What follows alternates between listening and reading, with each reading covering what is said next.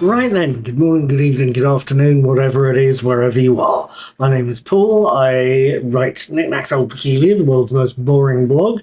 I do daily teaser quizzes. You might want to look those up and see what you can see. They're on the blog.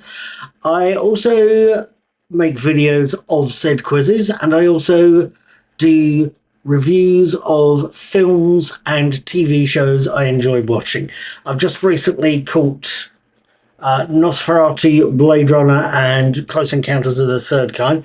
I will try and put them in the little corner there under the eye, but please feel free to have a look around my channel and see what you can see. If there's anything you like, please hit the like button. If there's anything you don't like, to hell with you. But if you want to subscribe, please do. That way I get noticed more and more often by YouTube's algorithm.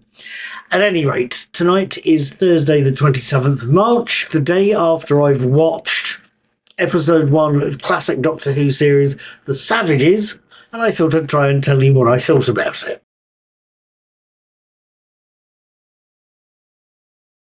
Episode 1 opens with the TARDIS arriving at an unnamed desert planet and shows us the Doctor, Stephen and Dodo, William Hartnell, Peter Purvis and Jackie Lane gathered around the TARDIS console as Dodo quizzes the Doctor about where they are, to be assured by an ever-confident Doctor that the three are far in the pair's future in an age of peace and prosperity. He's a Doctor so confident he leaves his companions at the TARDIS while he grabs his kit, a reactioning vibrator, would you believe, and he heads off to explore. The consequences is that the Doctor is found by guards from the nearest civilized city who immediately invite him to their home, and back at the TARDIS, Stephen and Dodo have met the other inhabitants of this planet. It's only after the pair have fled the spear-throwing savages that they, too, arrive at the city and are introduced as the Doctor's friends. It's only then, additionally, that they find the Doctor, flattered by the city-dwelling elders' attentions, has got there before them and been named an honorary counsellor. And while the Doctor is engaged with Jano, the elders' leader, Dodo and Stephen get a guided tour from two of the locals, a tour that only makes Dodo, at the very least, very, very suspicious.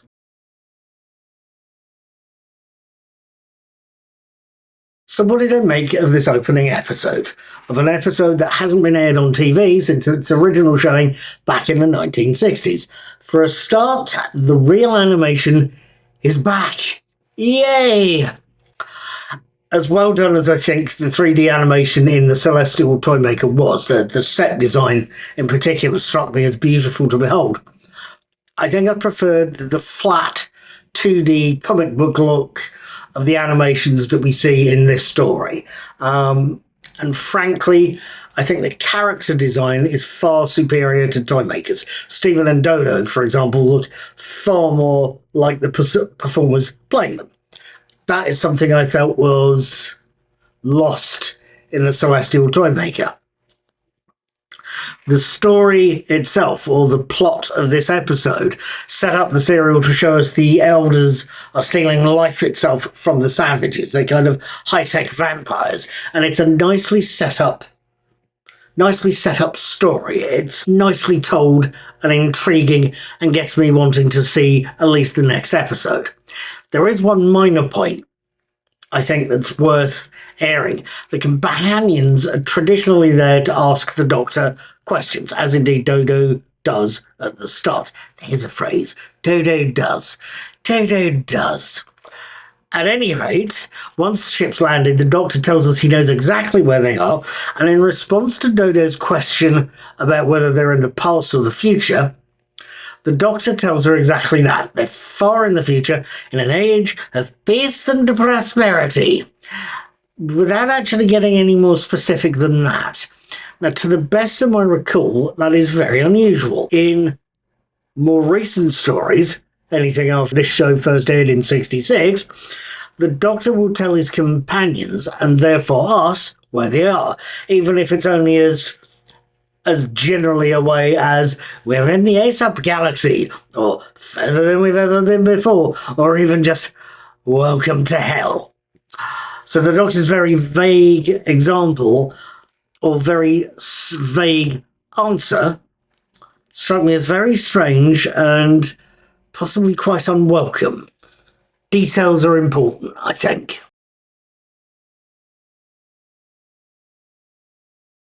Before I go any further, I imagine that you're wondering, aren't you? At least if you're not a particular Doctor Who fan, you're just watching this to find out about the proverbial product. You're wondering, why, Paul, are you watching an animated version of a classic Doctor Who story? Why, Paul, are there animated episodes in the first place? The first point is easy to answer. I'm a fan of the show. I grew up watching it, and I like watching Doctor Who stories I've not seen. There's only so many I rewatch, and they're usually ones I've seen before, but I also like watching new Doctor Who stuff. That should tell you why I'm watching an animated episode, or animated episodes, of The Savages. It's a decades-old story, first broadcast back in 1966, but it's one I've never seen. It aired before I was born. So it's new. It's new to me. That's why I wanted to see it. The second point, why is The Savages episode, or episode 1 of The Savages, alongside all the others, why is it animated? That's a little fiddlier to explain, so bear with me. Most of us these days can access what they call video on demand TV. It's new content we stream on various devices, and it's new content we stream from various services. BBC, Amazon Prime, Netflix, you name them, there's God knows how many of them out there. There's that sort of content, or there's older content we buy on physical media, things like CDs, DVDs, Blu-rays, or video cassette if you're feeling really retro. Don't get video cassette, rewinding's a bummer.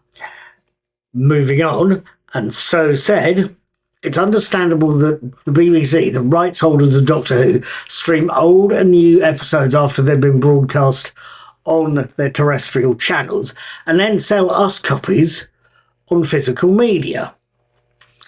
Or they stream them internationally via services like Disney Plus. They'll get a slice of the pie from all of those forms, from Disney, from various other services, from the hard copies they sell as well.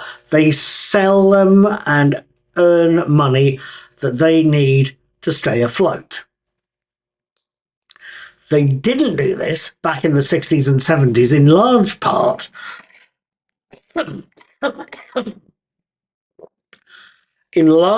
because that aftermarket, those video cassette players, those streaming services, those optical disc players, they didn't exist.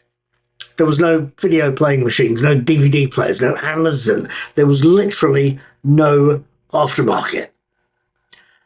On top of that, the BBC could only repeat episodes so many times under the terms of the given licensing agreements.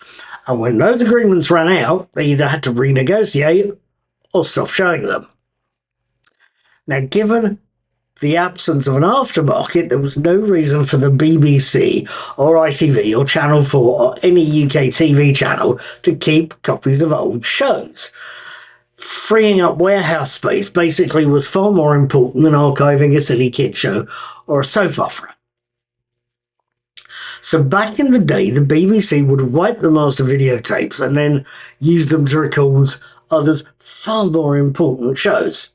And they'd also dump film copies they owned of any of the episodes.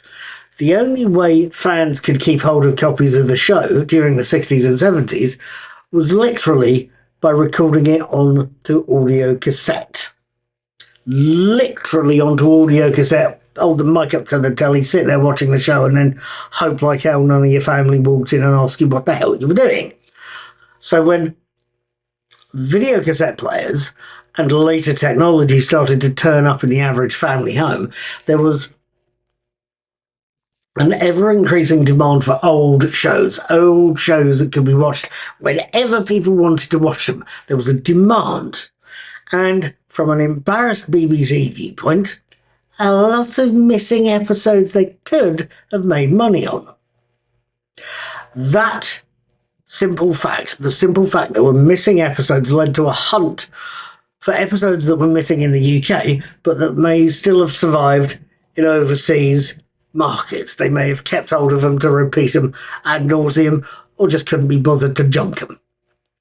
And with more recent technological developments, with the invention of reasonably affordable computers that could do reasonably affordable animations, the release of animated versions of missing stories that hadn't been seen in years, and made from animated video components and using audios from those fan-made recordings. That's the simple fact, is that the stuff is there to be watched, and I'd like to see it.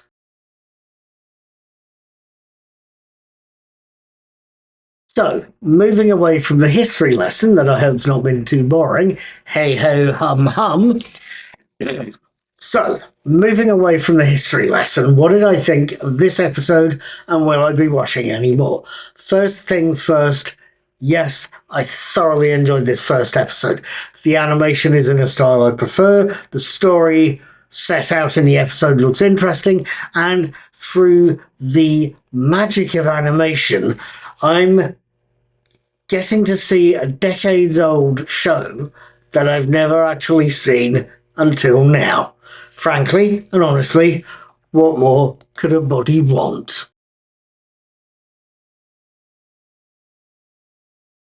Right, with all of that said, you've probably guessed already that yes, I'm going to be watching episode 2. This first episode has been worth my time, I think, and it's closed, of course, as Doctor Who inevitably does, on a cliffhanger. Cliffhanger?